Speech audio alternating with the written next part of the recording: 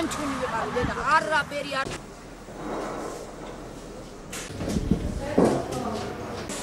დაახლოებით 14 მანქანა ოცნების თავისი დეპუტატობის კანდიდატის თანხლებით ჩამოცვიდნენ და დამიძახა მოდი აქაო მივედი და ამის შემდეგ ლუკა კურტაიძემ აჩქები მოუხსნა და ხელი პოვა და საკმარისი იყო რა ჩემთვის და რა მუქარები არაფერი ვინ ხარ ვინ ვარ და ნაციონალური მოძრაობის წევრი მეთქი всё ამის შემდეგ არაფერი აღარ მოხდა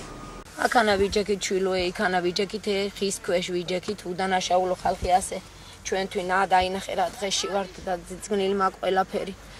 ხო და მოცივდნენ ეს ვინ იყვენ რა ვიცი ეს ლუკა კურტანიძეო თუ რა ვიცი ეს თქვენს ლუკა კურტანიძეაო და ვაიმე დედა მე შენ გიცნობ რას უზიხარ აქან მე შენი ასე და ისეო ფეხები ჩამოკიდებ ჩამთავრდეს ერთი ეს არჩევნებიო მე შენ დაგიმახსოვრებ მე ვიცი ვინც ახარო რაგინა ჩვილო მე უთხარი რას გიშევებთ აქანა ვზივარ ჩვენი უდანაშაულო ხალხი ვართ რაგინათ რას გიშევებთ მე ერთი ბიჭი მოვარდა და მე შენ გიცნობ მე შენ გაგაგებინებ მოვარდა დედა და სადაური ხარ შვილო მეთქი მე უთხარი და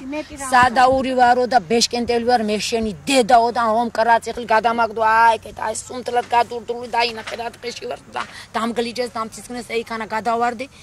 რა უნათ შვილო ამ უდანაშაულო ხალხთა რა უნათ გაგვაგებინონ რა უნათ ესეთი ადამიანები ნაძირლები ყველან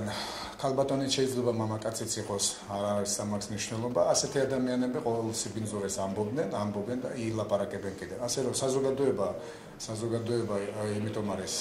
მრავალფეროვანი რომ არის ნაძირლებიც ავსეც და არის ადამიანები რომლებიც საღად აზროვნებენ